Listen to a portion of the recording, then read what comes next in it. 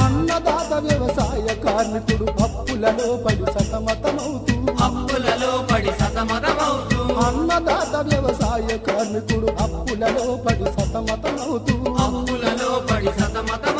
సినిగిన బట్టలు సింపిరి జుట్టు